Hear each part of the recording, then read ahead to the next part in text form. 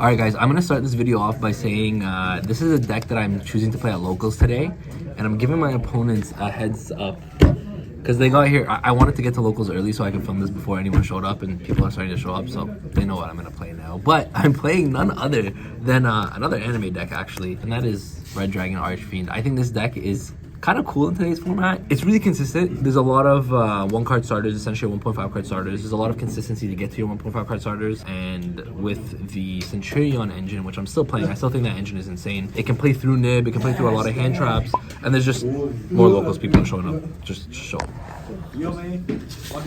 Everyone's gonna know what I'm playing at this point. But guys, so listen, this could potentially be a first place profile, but this is pre-locals, okay? And now they're gonna get a heads up on what I'm playing. With that said though, let's get right into the deck profile. I'll explain my card choices, and I guess they'll get an explanation as well. So let's get right into it.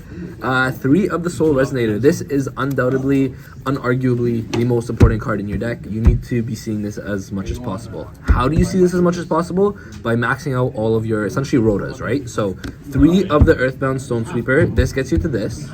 3 of the Crimson Gaia, this gets you to this. And then we're playing 3 of the Resonator Call, which also gets you to this. So we are playing 3, 6, 9, 12 copies of Soul Resonator. And it's really important because as soon as you get into this, you're going to be in a really, really good position, right? So this is your consistency. 12 starters is insane. And then for the rest of the Resonator cards, we're playing 2 Vision, 1 Crimson, and 1 Synchron. So the reason we're playing these ratios is because these cards are kind of like your combo pieces once you start your combo. Yes, you can combo, don't get me wrong. You can start your combo with Crimson. Crimson's not bad, and you could opt to play 2 if you want. I just think 1 is fine. I'd rather draw into non-engine and other different engines, actually, funny enough. That's why I'm on the 1 Crimson. But mainly you want to see this, because as soon as you see this and this resolves, you're getting to all of your engine pieces anyways, right? So that's why I'm playing 1, 1, and 2. And then we're playing the 1 Red Zone, of course, because they're going to be searching that as part of your end board as well. And then lastly, this is not a Resonator card, but it might as well be, is 3 of the Bone Archfiend. This card is another really good extender for you. A lot of the time, it's going to help you get into your synchro plays. It's going to level modulate for you, which helps you get into your Red Rising. So there's so many different things Bone Archfiend does for you. That's why we're playing, of course, 3. We're maxing out on this one as well. And then lastly, the 1 Obsessive Loops. This is pretty standard in RDA builds. The really nice thing about this card is, unlike everything else, it's an Earth, so it can't be Besteeled, and that's actually really relevant, right? So this card is really good. It extends your plays, does a lot of really cool things for you. Gets cards banished, which is really good because you can banish cards and summon them back with your Red Zone or your Dispatter. So there's really a lot of cool things you can do with this card, so that's why we're still playing it. It's just a one-off because you're usually sending this to the graveyard through your Bone Archfiend, so you're always going to have this set up regardless, right? So the one of that. So that's it for the RDA engine. So that's the Red Dragon Archfiend engine. Now we are playing another engine, a supplementary engine that I think is absolutely insane in this deck, and it just synergizes so well, is the one, is the Centurion engine. So 1 Primera, 1 Trudea, 1 Gargoyle, which is a newer addition to the deck. I think Gargoyle is a really good kind of extender or push. It pushes for you, which is really nice. So I like the Gargoyle. 3 of the Wake Up. You really, or not Wake Up, sorry, Stand Up, I should say. 3 Stand Up. This card is one of your 1 card starters as well for your Centurion engine. And then 1 Terraforming, 3 Emblema Oath, 1 Wake Up, and 1 Phalanx. So I like these ratios. Phalanx is something you can cut. Wake Up actually helps you play through Nibiru, so this is like an anti-Nibiru line for you. Phalanx is a card that you can cut, but I still really like it. Just even as setup, it's really good. Just banishes a card. It's just disruption for you. It's searchable if you already draw your Wake Up. And again, we are playing a... Oh, I guess I didn't mention it, so not again, but I didn't mention it. We are playing 54 cards in the main deck. I'm going to get into why we're playing more than 40, and it's going to make a lot of sense. But essentially, you want to max out on all your combo pieces, right? Get to your combo, your 1 card combo, whether it be Stand Up, whether it be a Red Resonator. You get to those. You want the rest of your hand to have a lot of non-engine or extenders. So with that said, oh, by the way, the reason this engine works so well, and I'm sure if you guys have ever seen RDA Centurion, it's because Auxilla exists, and the RDA engine locks you into Dark Dragons. This is a Dark Dragon, which is going to start your combos for your Centurion. So they bridge into each other, which is really nice. So yeah, that's why the Centurion package works. It puts up extra disruptions, which is really, really strong. Then for the rest of the deck, it's all non-engine at this point, right? So 1 Called By, you have to be playing 3 crossout. This is a crossout deck. There's too many choke points, I would say. And now this deck doesn't lose at all. There's one thing I've learned from my good old friend Alpha, who kind of put me on this deck. So shout out cameraman. If you guys don't know, Alpha's a cameraman. He is I don't know if he's a creator of this deck, but he's the person who put me on this deck.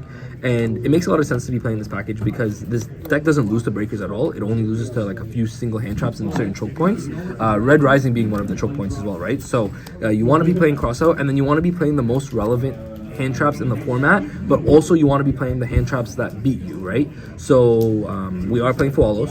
Fualos is a crazy against you.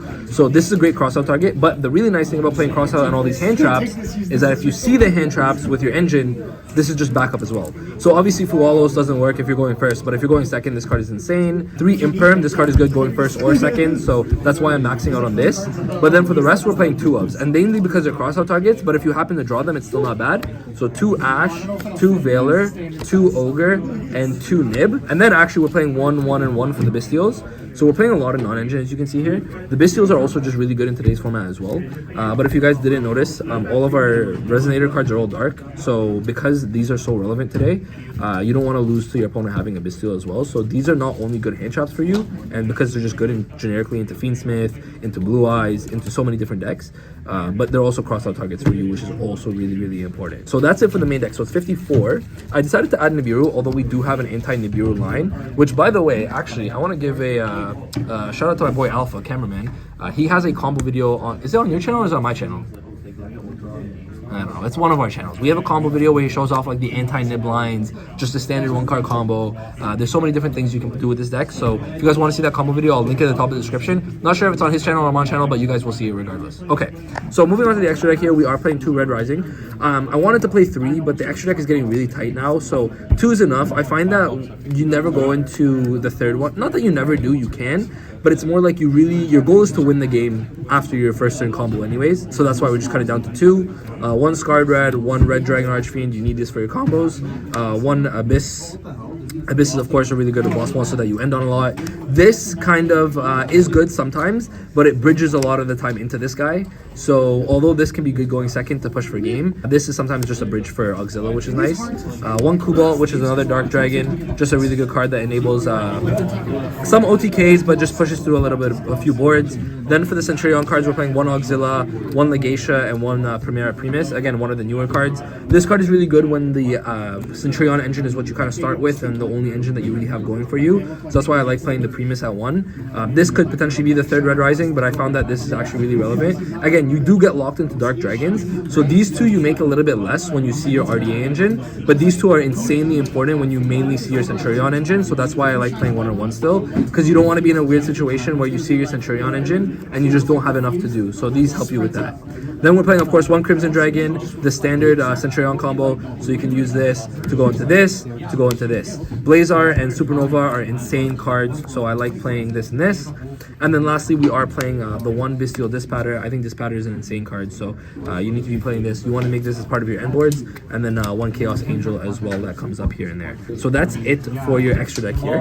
Pretty standard stuff. Nothing I would change, to be honest with you. It's pretty good, other than that 3rd Red Rising. But again, that's up to personal preference. Speaking of personal preference, though, side deck. Side deck, depending on what your locals looks like, guys, build your side deck around it, right? If your locals are all back row players, make sure to side for back row. If it's all combo players, make sure to side for combo. This side deck that I'm going to show you, you can use as a skeleton, but again, it's kind of a mix of everything. Kind of a mix against back row, front row, and a little bit of everything. So, 3 Lancia.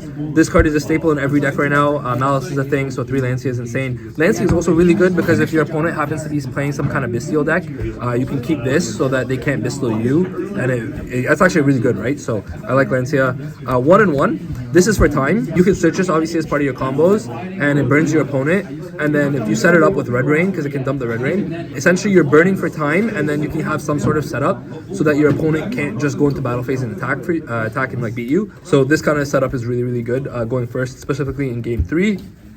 Then we're playing 2 Thrust, 1 Feather Duster, 2 Talent, just Thrust targets that are really, really good, just generically good cards in today's format. We are playing 2 Barrier, Thrust targets, of course, as well. Against Blue Eyes is insane. And then 3 Solemn Judgment, just the best card ever for going first. You just have this and you're in a good spot. So that's it for the deck profile, guys. Again, like I say with all my videos, I feel like my voice cracked also a few times. Sorry, my throat's kind of hurting. But with all of my videos, like I say, the side deck is always going to be up to personal preference. I just think the side decks that I build kind of cover a little bit of everything, right? RDA, Centurion, I'm playing it today. I think local's about to start. These guys are going to sign up. So let's see how I do. If I do well, maybe I'll edit it in. If I don't do well, this is still a good deck, guys. Trust me. Just trust me. Thank you guys all for watching. I appreciate every single one of you. Thank you, cameraman, for being the best cameraman on YouTube. And with that, Spanko, signing out.